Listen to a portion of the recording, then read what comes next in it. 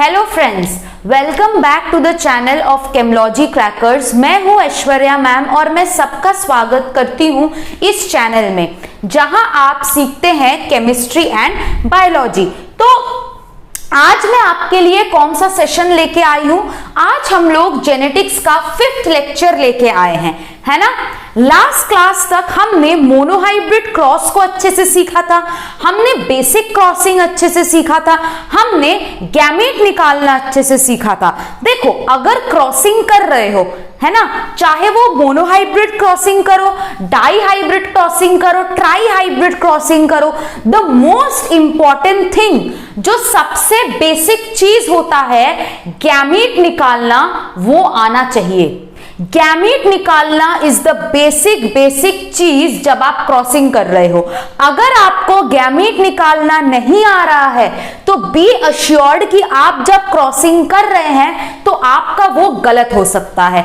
तो आप लोग अगर अभी तक गैमेट निकालने में आपको थोड़ा सा भी प्रॉब्लम होता है या फिर थोड़ा सा भी कंफ्यूजन होता है, आप जरूर मेरे लेक्चर को देखिए, which is lecture number 2 and lecture number 3। I assure you कि वहां से आपको एकदम क्लियर हो जाएगा कि गैमेट्स आप किस तरीके से निकाल सकते हैं। कल हमने मेंडेलिज्म के बारे में बात किया। कल हमने बात किया कि किस तरीके से मेंडल पी प्लांट में एक्सपेरिमेंट करने के बाद भी 34 इयर्स तक, 34 इयर्स तक उसके काम को कभी अप्रिशिएट नहीं किया गया। मेंडल का डेथ हो गया, उसके बाद हमने पढ़ा कि 3 साइंटिस्ट किस तरीके से मेंडल के काम को फिर से रीडिस्कवर किए थे। आज हम लोग उसके आगे स्टडी करने वाले हैं कि क्या क्या। पहले तो आज के क्लास में हम थोड़ा लास्ट क्लास का रिवीजन कर लेंगे, थोड़ा हम लास्ट क्लास के बेसिस पे प्रॉब्लम्स करेंगे, उसके बाद मोनोहाइब्रिड क्रॉस के कंक्लूजन्स निकालेंगे कि मेंडल ने मोनोहाइब्रिड क्रॉस करने के बाद क्या क्या कंक्लूजन निकाला था, राइट। तो आप लोगों ने अगर कल का वीडियो नहीं देखा है तो काइंडली प्लीज देख लीजिए, वो डिस्क्रिप्शन बॉक्स में उसका लिंक रहेगा। साथ ही साथ में इधर साइड आपको आई बटन मिल जाएगा, जिसको क्लिक करके आप principles of inheritance and variation के प्लेलिस्ट तक पहुंच सकते हैं। अब कोई मेरे को मैसेज करके ये पूछा कि मैम थोड़ा जेनेटिक्स स्लो जा रहा है। देखो, अभी हम बेसिक चीजें सीख रहे हैं, अभी हम बस बेसिक में हैं, अभी हम कोर जेनेटिक्स में नहीं गए हैं, ठीक है, जो हमारा इंपॉर्टेंट है ना। तो उसको समझने के लिए आपको ये चीज समझना जरूरी है। ऐसा नहीं हो सकता है कि लेक्चर 1 में मैंने बिना कोई इंट्रोडक्शन का क्रोमोसोम, एलील, बिना कुछ सीखे तुम लोग सीधा मेंडलिज्म में चले जाओ और सेकेंड लेक्चर में मैं इनकम्प्लीट डोमिनेंस और को डोमिनेंस शुरू कर दूं, है ना, intra allylic inter allylic interaction शुरू कर दूं, कुछ पल्ले ही नहीं पड़ेगा। हमें जब पता है कि principles of inheritance and variation, साथ ही में molecular basis of inheritance, NEET में एक बहुत ज्यादा पोर्शन क्वालिफाई करता है, तो हमारी रेस्पॉन्सिबिलिटी होती है कि उसको हम अच्छे से सीखें। देखो, नीट का पेपर कैसा होगा ना वो मुझे पता है, ना वो तुम्हें पता है, ना वो भगवान को पता है। किसी को नहीं पता है कि नीट का पेपर कैसा होगा। और हमें यह भी पता है कि नीट में आपके जो प्रेस्टिजियस एग्जाम्स होते थे, एम्स और जिपमर, वो भी मर्ज्ड हो गया है ना। सो वी डोंट नो कि क्वालिटी ऑफ पेपर कैसा रहेगा, लेकिन ये तो है कि आपके एनसीईआरटी में जो है वो तो आएगा, लेकिन बेटा साथ ही साथ में कुछ क्वेश्चन आपके 10% बाहर से भी आते हैं, और हम अफोर्ड नहीं कर सकते कि हम उस क्वेश्चन को छोड़ दें, या फिर थोड़ा सा अगर कोई कंसेप्चुअल क्वेश्चन आ गया हम उसको छोड़ दें। We should be prepared for the worst.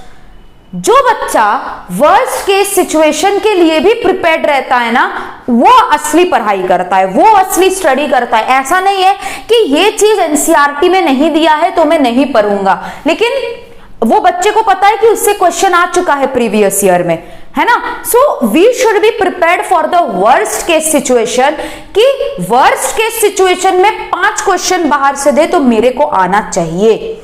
Obviously it would be based on your syllabus, obviously, है ना। चलो, तो आज हम लोग जो है जेनेटिक्स को स्टार्ट करते हैं। Today let me revise for you some problems of monohybrid cross. ठीक है, चलो कुछ प्रॉब्लम्स हम करते हैं। तो आज का क्वेश्चन नंबर 1 क्या है? A heterozygous dominant violet flower is crossed with homozygous recessive white flower, है ना। फाइंड F1 जेनरेशन, आपको बोला गया है यहां पे F1 जेनरेशन फाइंड करने के लिए, साथ में F1 जेनरेशन में जो जीनोटिपिक एंड फिनोटिपिक रेशियो रहेगा उसको भी आप निकालें। तो ये हमारा क्वेश्चन है। कल आपको याद होगा कि जब मैं जेनेटिक्स पढ़ाई थी, मैं आपको एक टेबल दी थी, राइट। एक टेबल दिया था मैंने, उस टेबल में मैंने पी के 7 कैरेक्टर्स आपको लिख के दिए थे, ठीक है। और मैंने बोला था कि क्वेश्चन सॉल्व करने के लिए पी के वो 7 कैरेक्टर्स जरूरी है, because you need to know कि पी का कौन सा कैरेक्टर डोमिनेंट था, कौन सा कैरेक्टर रिसेसिव था। तो ये क्वेश्चन को हम अभी सॉल्व करते हैं। क्या बोला है यहां पे?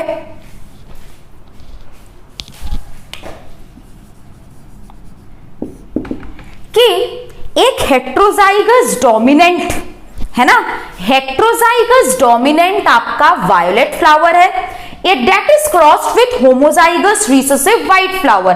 तो सारे डेटा आपको क्वेश्चन में दे दिए हैं, बोले हैं सीधा सीधी हेट्रोजाइगस डोमिनेंट वायोलेट फ्लावर, तो क्या होगा V small v into homozygous recessive white flower small v। ठीक है, ये आपके पेरेंट्स है, ठीक है, ये आपके अलील्स है। यहां से आपके गैमीट्स क्या निकलेंगे? यहां से कैपिटल V और स्मॉल v निकलेगा, यहां से आपका स्मॉल v निकलेगा, राइट। F1 जेनरेशन में आपको क्या मिलेगा? कैपिटल V के साथ स्मॉल v, है ना, स्मॉल v के साथ स्मॉल v। तो ये क्या है? This is violet, this is white. Genotypic ratio क्या होगा? जीनोटिपिक रेशियो भी 1:1 आएगा एंड फिनोटिपिक रेशियो भी 1:1 आएगा, करेक्ट। तो ये आपका सॉल्यूशन है, बहुत इजी है, कुछ नहीं करना है। यहां पे सारे डेटा आपको दे दिए हैं। मैंने यहां पे कैपिटल V स्मॉल v क्यों लिया? क्योंकि क्वेश्चन में बोला है हेट्रोजाइगस डोमिनेंट वायोलेट फ्लावर जो है it is crossed with homozygous recessive white flower, ठीक है। और आपको यहां पे फिनोटिपिक और जेनोटिपिक रेशियो निकालना है ऑफ F1 जेनरेशन, करेक्ट। चलो क्वेश्चन नंबर 2 देख लेते हैं। क्वेश्चन नंबर 2 क्या होता है? इसको थोड़ा मैं ट्रिकी बना देती हूं, जो कल मैंने उसका बताया था कि इससे थोड़ा बच्चे घबरा जाते हैं। Based on pod colour of pea, क्या लिखा है मैंने? Based on pod colour of pea. कल मैंने पॉड के बारे में तुमको बताया था ना, पॉड शेप होता है इन्फ्लेटेड और कंस्ट्रिक्टेड। पॉड क्या होता है? जो मटर का छिलका छिलते हो, जिसके अंदर मटर के बीज रहते हैं, है ना, उसको पॉड बोलते हैं। Based on pod colour of pea heterozygous dominant are crossed, ठीक है। फाइंड F1 जेनरेशन। तो यहां पे क्वेश्चन में क्या बोला गया है आपको कि जब मैंने लिखा है फाइंड F1 जेनरेशन, आप जेनोटिपिक रेशियो भी निकालोगे और फेनोटिपिक रेशियो भी निकालोगे। तो यहां पे क्वेश्चन क्या है? Based on pod colour of P, मटर के छिलके का जो कलर है उसके ऊपर बेस्ड ये क्वेश्चन है। बोला है based on pod colour of P heterozygous dominance are crossed, मतलब यहां पे पेरेंट्स जो है दोनों कैसे होंगे? They will be heterozygous dominant. कैसे होंगे वो? Heterozygous dominant, right. चलो इसका मैं सॉल्यूशन लिख देती हूं। क्या है इसका solution? Pod colour of P में डोमिनेंट कौन सा था? येलो बिल्कुल नहीं था, इट वॉज ग्रीन, मैंने बार बार बोल दिया था कि जब आपको पी का सीड कलर की बात करेगा, सीड कलर में डोमिनेंट येलो होता है, रिसेसिव ग्रीन होता है, but when it comes to pod colour, है ना, पॉड कलर में आपका डोमिनेंट ग्रीन होता है, रिसेसिव येलो होता है, जस्ट उल्टा होता है। आपको यह ख्याल रखना पड़ेगा। बहुत सारे बच्चे गलती कर देते हैं, येलो कर देते हैं। तो क्या बोला है, हेट्रोजाइगस डोमिनेंस। तो क्या होगा, कैपिटल जी स्मॉल जी इंटू कैपिटल जी स्मॉल जी। यहां से गैमीट्स क्या क्या निकलेंगे, यहां से कैपिटल जी, यहां से स्मॉल जी, यहां से कैपिटल जी, यहां से स्मॉल जी। अब F1 जेनरेशन में क्या निकलेगा, इस कैपिटल जी के साथ एक बार कैपिटल जी को हम करेंगे, इस कैपिटल जी के साथ इस स्मॉल जी को करेंगे, इस कैपिटल जी के साथ स्मॉल जी को करेंगे, और फिर स्मॉल जी के साथ स्मॉल जी को करेंगे, राइट। तो ये तीनों क्या होगा, ये तीनों आपके ग्रीन कलर आएंगे बिकॉज इट इज डोमिनेंट, और यहां पे क्या होगा आपका, this will be yellow colour. जैसा कि मैंने आपको पहले ही बताया था, अगर आप, मेरा कंक्लूजन नंबर 4 है ना, अगर आप दो हेट्रोजाइगस डोमिनेंट इंडिविजुअल्स को क्रॉस कर रहे हैं, if you are crossing two heterozygous dominant individuals, तो आपको ऑफस्प्रिंग में एक रिसेसिव इंडिविजुअल भी मिलेगा। ये बहुत इंपॉर्टेंट है, अभी जब मैं मेंडल का लॉ पढ़ाऊंगी ना, ये फिर से आएगा, ठीक है। तो यहां पे क्या मैंने बोला आपको, यहां पे आपके क्या आए, जब मैंने दो हेट्रोजाइगस डोमिनेंट को क्रॉस किया, यहां पे आपके 3 ग्रीन आए which is dominant and 1 recessive. तो इसका जीनोटिपिक रेशियो क्या होगा, genotypic ratio will be 1:2:1। Phenotypic ratio क्या होगा, 3:1। So these are the 2 problems which I was talking about for revision. अब मैं आपको कुछ नया चीज सिखाऊंगी। मैंने आपको बताया था, ये भी आप प्रॉब्लम की तरफ से ले लीजिए, कि अभी मैं डाईहाइब्रिड क्रॉस और ट्राईहाइब्रिड क्रॉस आपको नहीं पढ़ाई हूं, लेकिन डाईहाइब्रिड और ट्राईहाइब्रिड पढ़ाने से पहले मैं आपको यह दिखाना चाहती हूं कि मोनोहाइब्रिड क्रॉस से, with the help of monohybrid cross, you can find the percentage of any crosses. कैसे, देखो, अब हम थोड़े एडवांस प्रॉब्लम्स करेंगे, ठीक है। हम अब थोड़े एडवांस प्रॉब्लम करते हैं। चलो, आज का हाईली एडवांस प्रॉब्लम नंबर 1 बहुत इजी है, इसमें बस थोड़ा कंसेप्ट की जरूरत है और कुछ नहीं।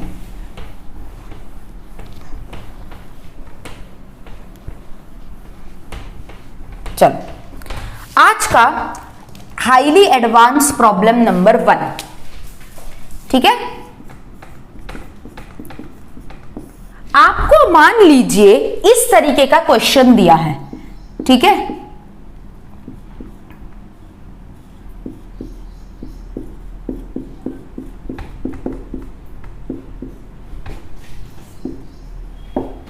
ठीक है, यहां पे आपको इस तरीके का क्वेश्चन दिया है। आज तक तुमने बस मोनोहाइब्रिड किया है, ये ट्राई हाइब्रिड है, और तुमको बोल दिया TTYY क्या है, ये टॉल येलो राउंड है, ये क्या है, टॉल येलो रिंकल्ड, ठीक है। और आपको क्या निकालना है, find the percentage of drop yellow round. तो आपको यहां पे 2 क्रॉसेस दिए हैं, टॉल येलो राउंड, राइट। क्या क्या क्रॉस दिए हैं, tall yellow round into tall yellow wrinkled, और आपको क्या बोला गया है, find the percentage of drop yellow round. तो आप ये किस तरीके से करोगे, क्या आ रहा है आपके दिमाग में, आप किस तरीके से इसको सॉल्व करोगे, चलो देखते हैं। सब लोग ये सोच रहे होंगे अगर इसके लिए पनेट स्क्वायर ड्रॉ करना पड़ेगा, ये तो बहुत बड़ा क्रॉस होगा। नहीं, हमें एक चीज यहां से एकदम से सीखना है कि मोनोहाइब्रिड क्रॉस आपका सबसे बेसिक क्रॉस है। आज से आपको ट्राई हाइब्रिड दे दे, पेंटा हाइब्रिड दे दे, हेक्सा हाइब्रिड दे दे, कुछ भी आपको दे दे, है ना, आप उसको केवल और केवल मोनोहाइब्रिड क्रॉस से सॉल्व करोगे। कैसे, देखो, यहां पे क्वेश्चन में दिया है tall yellow round into tall yellow wrinkled, और आपको परसेंटेज निकालना है ड्रॉफ येलो राउंड का, है ना। तो तुम बोलोगे मैम येलो और राउंड तो दिया है क्वेश्चन में, लेकिन ड्रॉफ का तो कोई सीन नहीं है, ड्रॉफ का कैसे निकालेंगे? Let's see how. जब आपको ऐसे क्वेश्चन दिए रहेंगे, आप इसको इंडिविजुअल मोनोहाइब्रिड क्रॉस की तरह ट्रीट करिए। मतलब इसके साथ इसका मोनोहाइब्रिड क्रॉस करवाइए अलग से, इसके साथ इसका मोनोहाइब्रिड क्रॉस करवाइए अलग से, इसके साथ इसका मोनोहाइब्रिड क्रॉस करवाइए अलग से। ठीक है, अब आप सबके फिनोटाइप्स निकालिए। कैसे? इसके साथ इसको क्रॉस करते हैं तो हमें क्या मिलता है? ये मिलता है ना। आपको प्रॉब्लम्स जब जब आप सॉल्व करोगे, जैसे जैसे आप प्रॉब्लम सॉल्व करोगे, आपको एकदम से ये बहुत स्पीड में हो जाएगा कि क्रॉस करने के बाद बेटा क्या आता है। ठीक है, सो डोंट वरी। ठीक है, तो ये आता है। अब ये तीनों आपके टॉल है, राइट, और ये आपका शॉर्ट है। तो हम क्या लिख सकते हैं कि 4 ऑफस्प्रिंग आए हैं, 1 2 3 4, इसमें से 3 आपका टॉल है और 1/4 आपका शॉर्ट है, लिख सकते हैं। अब नेक्स्ट को हम करते हैं, इन दोनों को क्या आएगा? y यही आएगा। इसमें हम क्या देखें? 4/4 ही आपका राउंड है, इसमें कोई रिसेसिव कैरेक्टर नहीं है।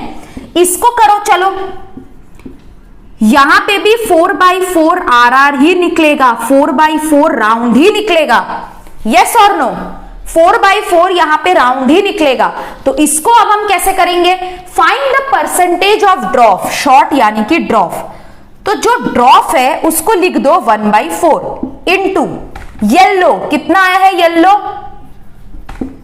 4/4। राउंड कितना आया है? 4/4।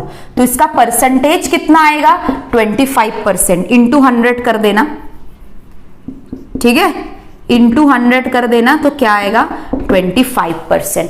तो 25% आपको क्या मिलेगा? ड्रॉफ येलो और राउंड। क्या ये बहुत डिफिकल्ट था? तुम बोलोगे बिल्कुल नहीं मैम। एक बार इसको अच्छे से देखो कि किस तरीके से करते हैं। नेक्स्ट प्रॉब्लम देखो, हाईली एडवांस प्रॉब्लम नंबर 2। ये सिमिलर टाइप का मैं दे रही हूं, ठीक है। TTYYRR इंटू TTYYRR, ठीक है। क्या है ये? टॉल येलो राउंड, और वो सेकंड वाला क्या है? Tall yellow round. आप इन दोनों को क्रॉस करवाए हैं।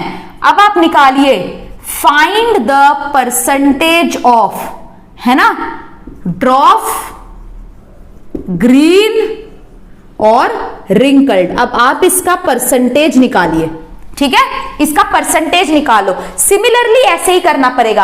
अब मैंने यहां पे इस क्वेश्चन में ड्रॉप क्यों दिया था, समझ में आया? क्योंकि मुझे पता था कि जब मैं क्रॉस करूंगी मेरे को एक ड्रॉप मिलेगा, ठीक है ना। अब इसको तुम लोग कैसे सॉल्व करोगे? How will you solve this? What will be the solution of this? चलो देखते हैं। सिमिलरली हम सबको अलग अलग मोनोहाइब्रिड क्रॉस ट्रीट करेंगे। पहले इन दोनों को करेंगे TT इंटू TT। नेक्स्ट क्या है? ये दोनों है YY इंटू YY।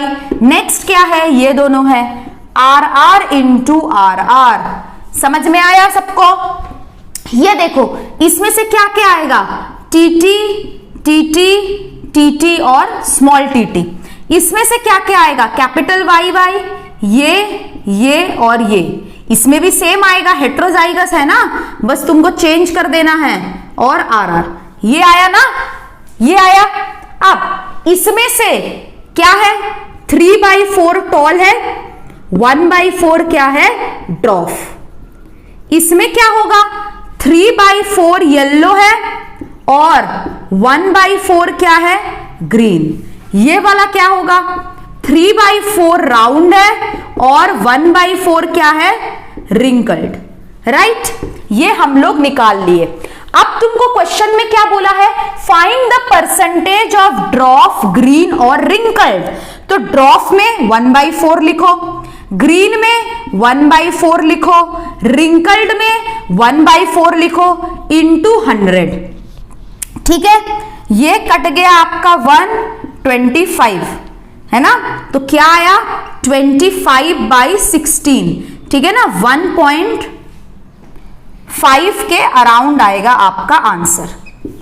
ठीक है, 1/5 के अराउंड आपका आंसर आएगा इसका, कि 1.5% of individuals will have drop green and wrinkled. I hope ये आपको समझ में आया। हम सिमिलरली और 2 प्रॉब्लम करेंगे, ठीक है, और इसको हम अच्छे से समझ लेंगे कि अगर इस तरीके का अगर प्रॉब्लम आता है तो हमें अलग अलग करके करना है। आप इसको एक बार देख लीजिए, फिर हम इसके आगे कंटिन्यू करेंगे। ओके, आई होप आप सबको समझ में आया है कि किस तरीके से आप इस प्रॉब्लम सम्स को करेंगे। अब हम लोग हाईली एडवांस प्रॉब्लम में इसी तरीके के और 2 प्रॉब्लम देखेंगे, ताकि आप लोगों का जो कंसेप्ट है बिल्कुल क्रिस्टल क्लियर हो जाए कि किस तरीके से आप इसको निकाल सकते हो। ओके, चलो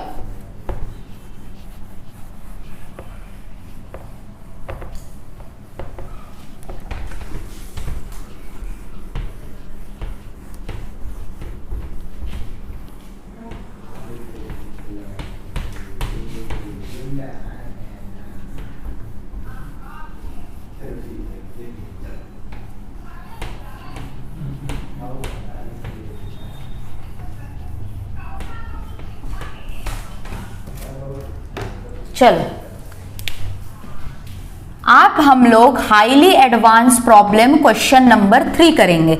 क्या है highly advance problem question number 3 आपका?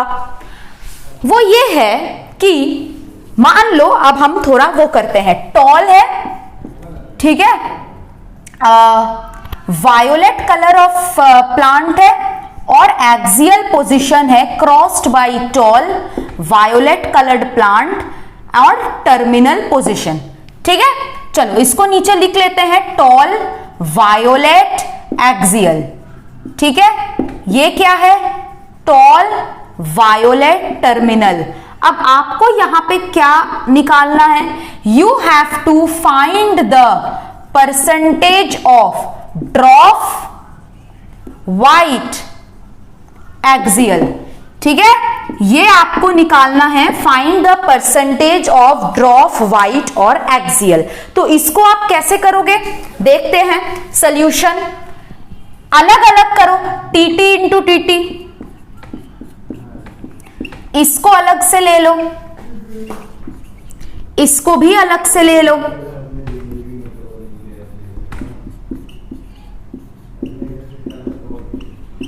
ठीक है, इन सब को ऐसे करके देखने के बाद हम अब इसका क्रॉसिंग निकालेंगे। क्या आएगा यहां से, अब तो हम सबको पता है कि इसके इन दोनों के क्रॉसिंग से ये आता है, इन दोनों के क्रॉसिंग से आपको ये आएगा, इससे ये आएगा, राइट। तो यहां पे क्या होगा, 3/4 टॉल और 1/4 ड्रॉप। ठीक है, यहां पे क्या आएगा, 3/4 वायोलेट, 1/4 वाइट। ठीक है, और ये है आपका एक्सियल। तो यहां पे मैं 4/4 एक्सियल लूंगी। अब बच्चे क्वेश्चन करेंगे मैम 4/4 कैसे आ, देखो बेटा, इसके साथ इसको करो ये आएगा, इसके साथ इसको करो फिर से ये आएगा, इसके साथ इसको करो फिर से ये आएगा, इसके साथ ये करो फिर से ये आएगा। तो मैं चारों बार नहीं की हूं, मैं एक बार ही करके 4/4 एक्सियल लिख दी हूं। अब ड्रॉप वाइट और एक्सियल का परसेंटेज कैसे निकालोगे, यहां से क्या आया, 1/4 drop into 1/4 white into 4/4 axial into 100। ये तो कट हो जाएगा, 4 1 जा 25, तो आंसर क्या आएगा 25/4, है ना, दैट इज 5.1%। इस तरीके का आपका आंसर आएगा। क्लियर है सबको, हाई या ना बोलो। आई थिंक ये 6 वो आएगा ना, सॉरी 4 6 जा 24, 6.2% इसका आंसर आएगा। आई होप ये क्वेश्चंस आपको क्लियर हो रहे हैं। ठीक है, चलो हाईली एडवांस प्रॉब्लम नंबर 4 करते हैं। हाईली एडवांस प्रॉब्लम 4 कैसे हम करेंगे? मान लो टॉल प्लांट है, ठीक है, and green colour of pod है, ठीक है। ग्रीन कलर ऑफ पॉड मतलब क्या है? Dominant character.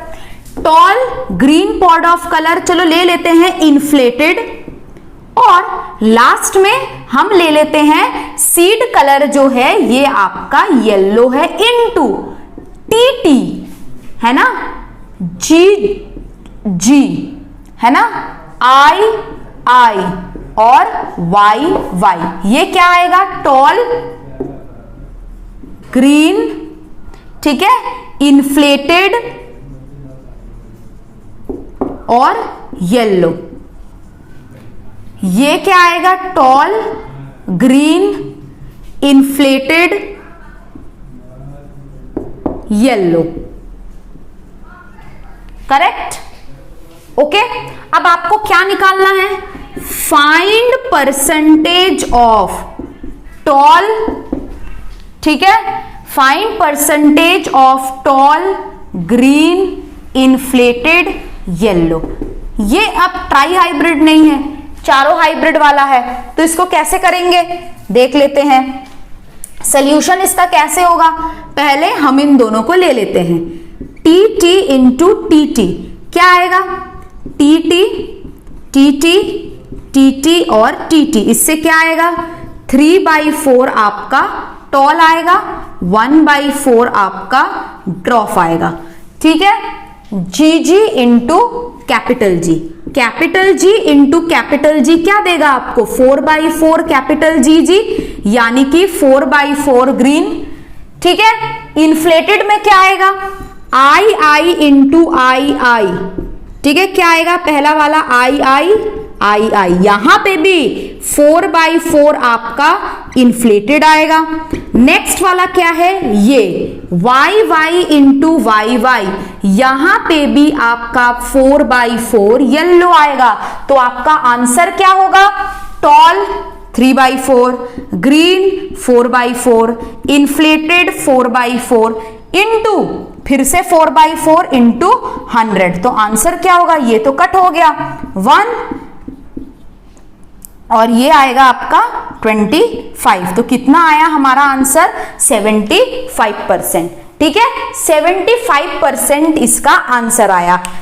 आई होप ये आपको क्लियर है ना? आई होप ये सबको समझ में आया है कि किस तरीके से आप इस प्रॉब्लम्स को करोगे, ठीक है। By treating each cross as monohybrid cross, and जितना आपका परसेंटेज, जितना आपका रेशियो आएगा फिनोटाइप का, उसको मल्टीप्लाई करिएगा तो आपको परसेंटेज मिल जाएगा, ठीक है। चलो अब हम लोग नेक्स्ट करते हैं।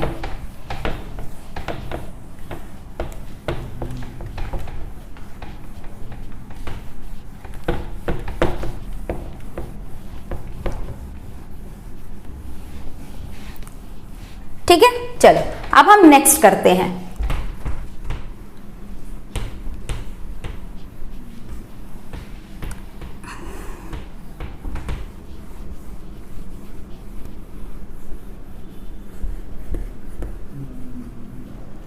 ठीक है, मान लो आपको एक क्वेश्चन दिया गया। क्या है वो क्वेश्चन?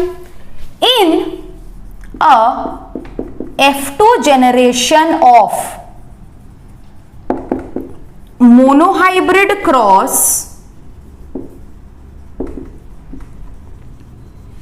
between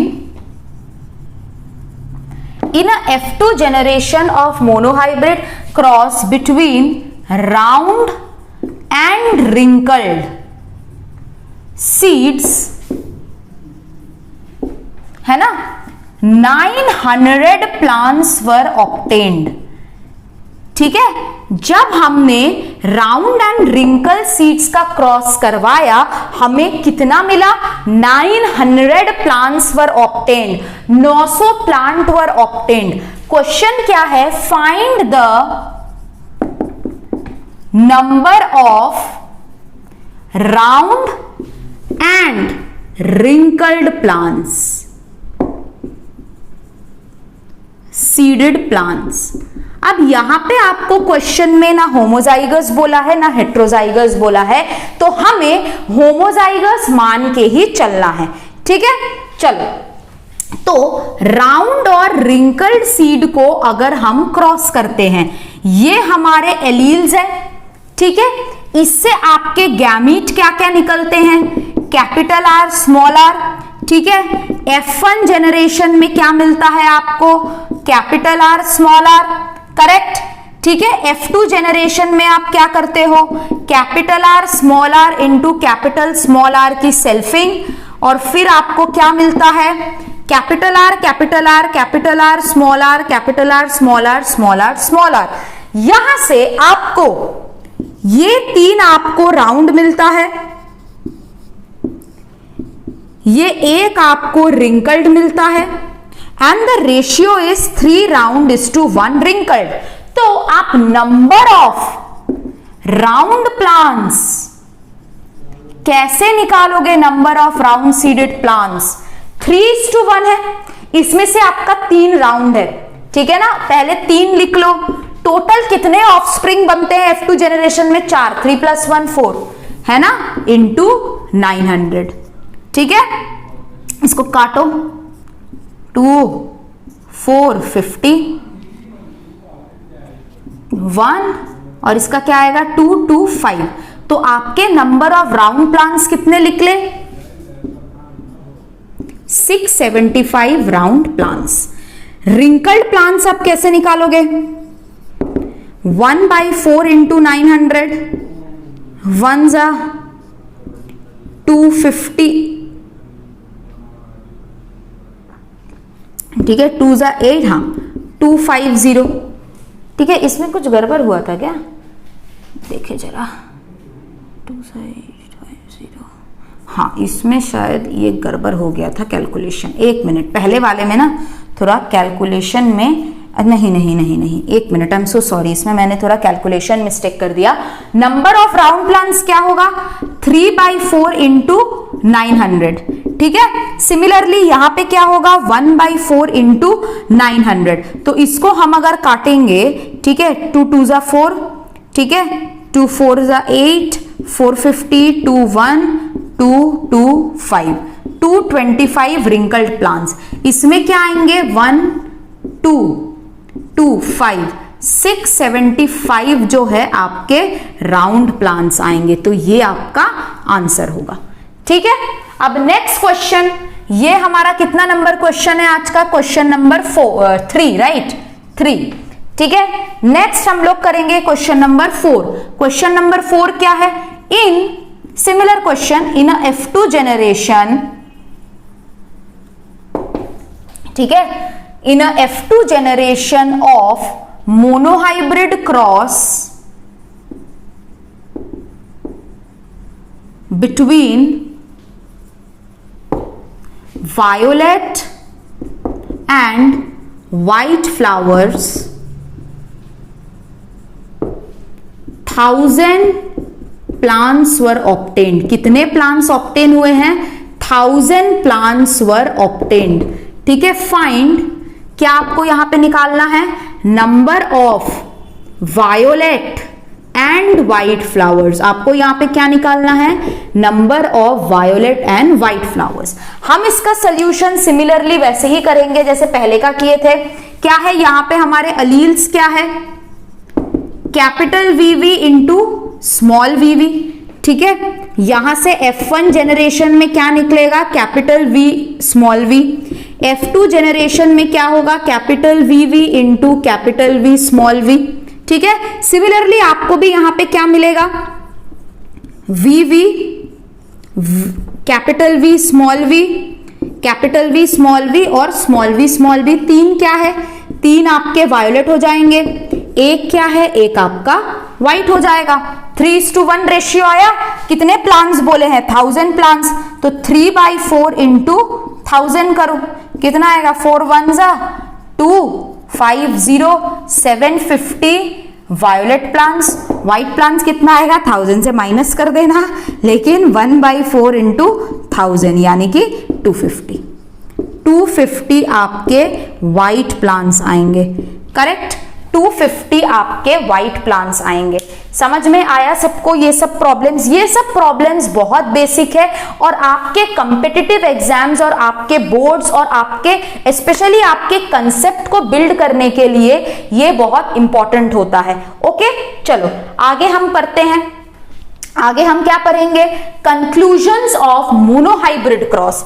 मोनोहाइब्रिड क्रॉस के कंक्लूजन्स क्या हैं? Okay, what are the conclusions of monohybrid cross? ठीक है, conclusions of monohybrid cross।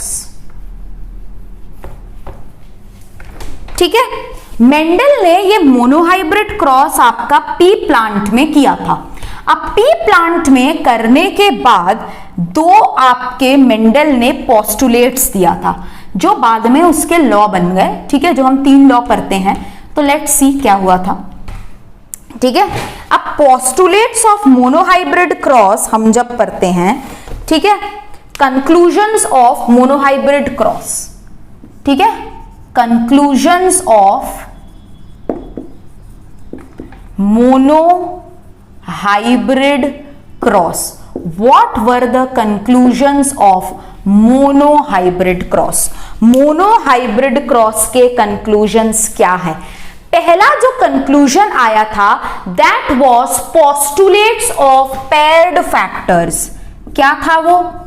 postulates of paired factors। क्या है ये paired factors? postulates of paired factors क्या था?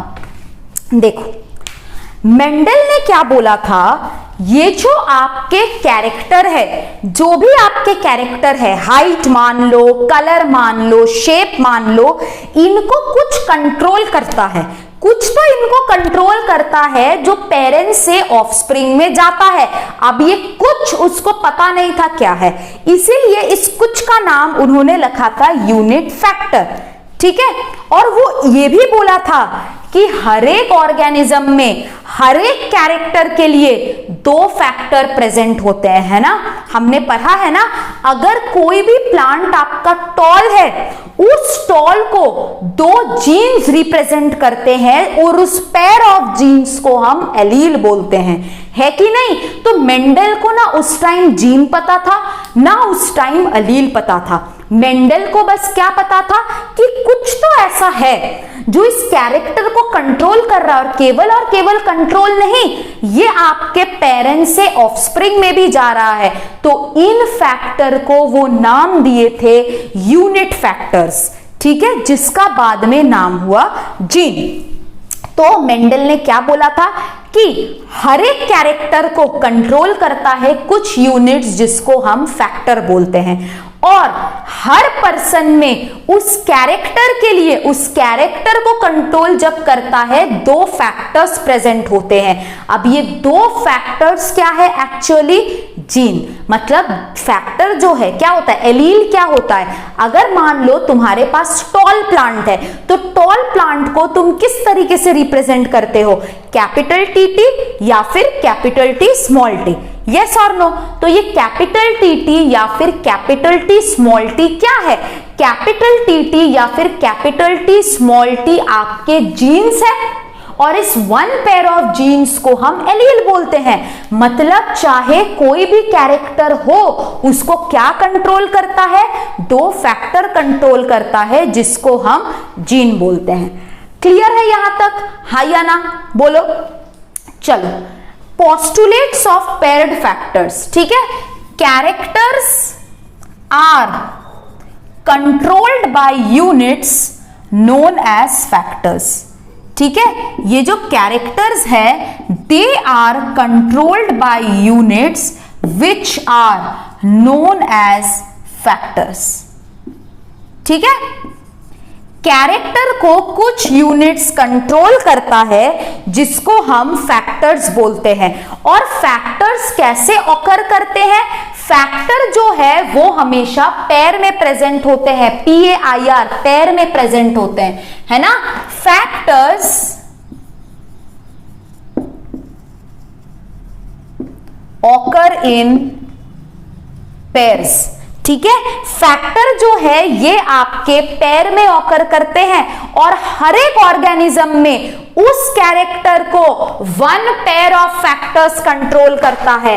तो मैं क्या लिखूंगी, इन एन ऑर्गेनिज्म ईच कैरेक्टर यानी कि each trait is controlled by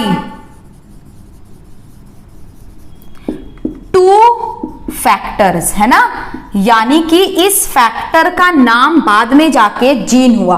ठीक है, so for each character in an organism, for each character they are controlled by two factors. ये था उसका पहला पोस्टुलेट्स ऑफ यूनिट फैक्टर। अब हम बात करेंगे next, that is the postulates of dominance. postulates of dominance। postulates of dominance में क्या है, F1 जनरेशन में जब हम मोनोहाइब्रिड क्रॉस करते हैं, F1 जनरेशन में हमें एक हेट्रोजाइगस इंडिविजुअल मिलता है। मान लो हमने टॉल और ड्रॉफ प्लांट का क्रॉसिंग किया, F1 जनरेशन में हमें क्या मिलेगा, कैपिटल टी स्मॉल टी। अब ये जो कैपिटल टी स्मॉल टी होता है, इसका फिनोटाइप क्या होता है, इसका ट्रेट क्या होता है, ये भी आपका टॉल होता है कि नहीं, ये भी आपका टॉल होता है। लेकिन क्वेश्चन इज ड्रॉफ क्यों नहीं होता है? इसीलिए नहीं होता है क्योंकि वो जो कैपिटल टी है, वो जो डोमिनेंट अलील है, ये उस स्मॉल टी को एक्सप्रेस नहीं होने दे रहा है। The small T is not able to express when capital T is present. तो इससे मेंडल ने क्या बोला, जब आपके डिसिमिलर फैक्टर प्रेजेंट होते हैं, based on F1 generation, if you have to dissimilar factors, उस डिसिमिलर फैक्टर में एक फैक्टर अपने आप को एक्सप्रेस करता है और एक फैक्टर अपने आप को एक्सप्रेस नहीं करता है। क्यों?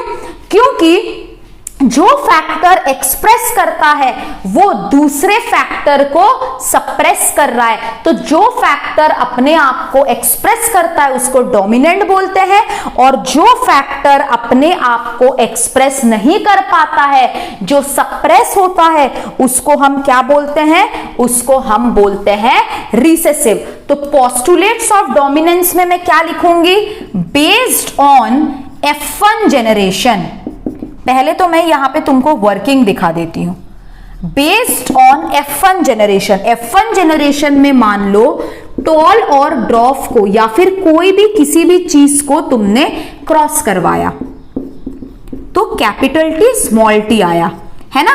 ये कैपिटल टी स्मॉल टी हमेशा टॉल होता है, ड्रॉफ नहीं होता है। So based on F1 generation, ठीक है, based on F1 generation, if we have one pair of dissimilar factors, यानी कि heterozygous बोलने की कोशिश किया था लेकिन उसको पता नहीं था, in a pair of dissimilar factors, ठीक है, if we have one pair of dissimilar factors, तो क्या होता है, one factor, है ना, one factor expresses itself, one factor expresses itself, जिसको हम क्या बोलते हैं, डोमिनेंट फैक्टर, ठीक है, एंड अनदर फैक्टर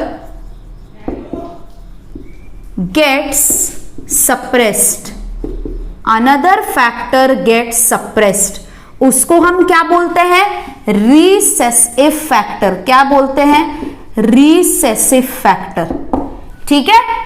अगर हमारे पास one pair of dissimilar factors है, सो एक फैक्टर अपने आप को एक्सप्रेस करता है और एक फैक्टर अपने आप को एक्सप्रेस नहीं करता है। जो फैक्टर अपने आप को एक्सप्रेस करता है इसको डोमिनेंट फैक्टर बोलते हैं, और जो फैक्टर अपने आप को एक्सप्रेस नहीं करता है उसको रिसेसिव फैक्टर बोलते हैं। मतलब डोमिनेंट फैक्टर जो है आपका, dominant factor prevents the expression of recessive factor, ठीक है। डोमिनेंट फैक्टर जो है it prevents the expression of recessive factor. समझ में आया? जो आपका डोमिनेंट फैक्टर है ये आपके रिसेसिव फैक्टर के एक्सप्रेशन को क्या करता है? सप्रेस करता है। जैसे यहां पे कैपिटल टी स्मॉल टी था, कैपिटल टी क्या है यहां पे? Dominant factor. कैपिटल टी क्या है यहां पे?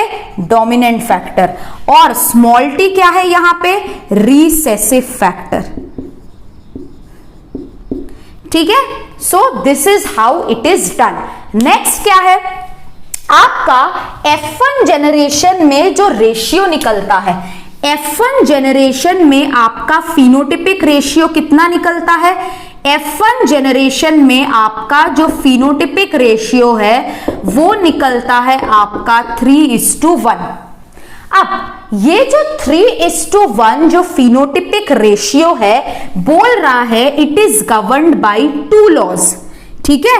Phenotypic ratio is governed by 2 laws. मैं पढ़ाऊंगी आपको लॉ। पहले है लॉ ऑफ डोमिनेंस, दूसरा है आपका लॉ ऑफ सेग्रीगेशन। अब इन दोनों में से फिनोटिपिक रेशियो जो आपका 3:1 आ रहा है it is mainly governed by law of segregation. It is also governed by law of dominance. ऐसा नहीं है, it is also governed by law of dominance, लेकिन phenotypic ratio is mainly governed by law of segregation। अब ये जो आपका postulates of dominance है, postulates of dominance मतलब जहां आपको बोला जा रहा है कि अगर आपके पास dissimilar pair of alleles हो, अगर आपके पास डिसिमिलर पेयर ऑफ अलील्स है, यानी कि कैपिटल टी स्मॉल टी है, इसमें से केवल एक ही अपने आप को एक्सप्रेस करता है जिसको हम डोमिनेंट अलील बोलते हैं या फिर dominant factor according to Mendel, एक अपने आप को नहीं कर पाता है जिसको हम रिसेसिव अलील बोलते हैं। अब एक्चुअली ये पहले मेंडल एक्चुअली जो लॉ दिया था, पहले लॉ ऑफ डोमिनेंस था, सेकेंड लॉ उसका लॉ ऑफ सेग्रीगेशन था, थर्ड लॉ उसका लॉ ऑफ इंडिपेंडेंट असॉर्टमेंट था। लेकिन क्या हुआ, जब उसका वर्क रीडिस्कवर किया गया था तब कार्ल कॉरेंज ने डोमिनेंस को नहीं लिया था, लॉ ऑफ सेग्रीगेशन को पहला लॉ मेंडल का माना जाता है। बाद में जब उसको रियलाइज हुआ कि ये भी एक लॉ है तो 1901 में इसको एज अ लॉ एक्सेप्ट किया था, लेकिन इसका कोई सीरियल नंबर नहीं दिया गया था। इसीलिए मेंडल का जो लॉ ऑफ डोमिनेंस है it is actually postulates of dominance. Law of dominance को हम लॉ नहीं मानते हैं। Law of dominance is not considered a law, it is considered as a postulate, is not considered a law. इसके exception भी है। What are the exceptions to law of dominance? Law of dominance का क्या exception है? Law of dominance का exception है आपका codominance, है ना? कोडोमिनेंस और इनकम्प्लीट डोमिनेंस, कोडोमिनेंस और इनकम्प्लीट डोमिनेंस। क्लियर है? तो यहां पे हमने क्या बोला मैंने तुमको कि ये जो आपका पोस्टुलेट्स ऑफ डोमिनेंस था, एक्चुअली मेंडल ने 3 लॉ दिया था। ठीक है? Mendel gave actually 3 laws. The first law was law of dominance, law of segregation, law of independent assortment, लेकिन उनका डेथ हो गया था। अब वो क्या करके गए थे वो किसी को नहीं पता था। तो कार्ल कॉरेंज, जो हमारे कार्ल कॉरेंज जी थे, इन्होंने मेंडल के वर्क को रिडिस्कवर किया था। जब इन्होंने मेंडल के वर्क को रिडिस्कवर कर रहे थे तब इन्होंने क्या किया, इन्होंने लॉ ऑफ डोमिनेंस को एज अ लॉ नहीं लिया, इन्होंने उसको पोस्टुलेट बताया, है ना? और मेंडल का फर्स्ट लॉ क्या बन गया? Law of segregation. उसके बाद थर्ड लॉ उसका क्या बन गया? Law of independent assortment. ठीक है? लेकिन बाद में in the year 1901 Karl Correns ने डोमिनेंस को as a law of dominance introduce तो कर दिया, लेकिन उसको सीरियल नंबर नहीं मिला। तो अगर उसको सीरियल नंबर नहीं मिला, it is not considered as a law, पहला रीजन। सेकेंड रीजन, आपका जो लॉ ऑफ डोमिनेंस है, लॉ क्या होता है, कोई एक्सेप्शन नहीं होगा, लेकिन लॉ ऑफ डोमिनेंस के एक्सेप्शन है, को डोमिनेंस और इनकम्प्लीट डोमिनेंस, ये हम आगे आएंगे। तो हमने क्या पढ़ा, ये मैं तुमको समझाऊंगी कि यहां पे क्यों बोल रहा है। F1 जनरेशन में जो फिनोटिपिक रेशियो आपका निकलता है 3:1, it is governed by law of dominance and it is mainly governed by law of segregation. ऐसा क्यों बोल रहा है, क्या लग रहा है तुम लोगों को, एक बार देखो तो क्या लग रहा है तुम लोगों को, हाँ क्या लग रहा है कि इसका मतलब क्या होगा। इसका मतलब जो है वो बहुत आसान है, ये इंपॉर्टेंट है। नेक्स्ट क्लास में हम इसको देखेंगे कि लॉ ऑफ डोमिनेंस कैसे फिनोटिपिक रेशियो को कंट्रोल किया। हम देखेंगे कि किस तरीके से तुम्हारा जो एलील है वो सेग्रीगेट करता है। क्यों मैंने तुमको बताया था कि जब हेट्रोजाइगस डोमिनेंट इंडिविजुअल क्रॉस होते हैं उसमें रिसेसिव कैरेक्टर आता ही है। ये मैंने क्यों बोला था, इसके सारे रीजन तुमको कल के क्लास में मिलेंगे। तो मेरे से तुम लोग कल मिलने आओ, इसको रिवाइज करके आओ, एंड अगर मेरा वीडियो अच्छा लग रहा है तो चैनल को सब्सक्राइब मार दो। क्लियर है, हाँ या ना, ओके। चलो आज हम लोग यहां तक करते हैं, नेक्स्ट क्लास में आना मत भूलना। ये जो है ना टैच, इसको हम पूरा सीखेंगे और बहुत मजा आएगा जब सीखोगे, ओके। मिलते हैं नेक्स्ट क्लास में, तब तक बाय, टेक केयर और स्टडी हार्ड। Thank you.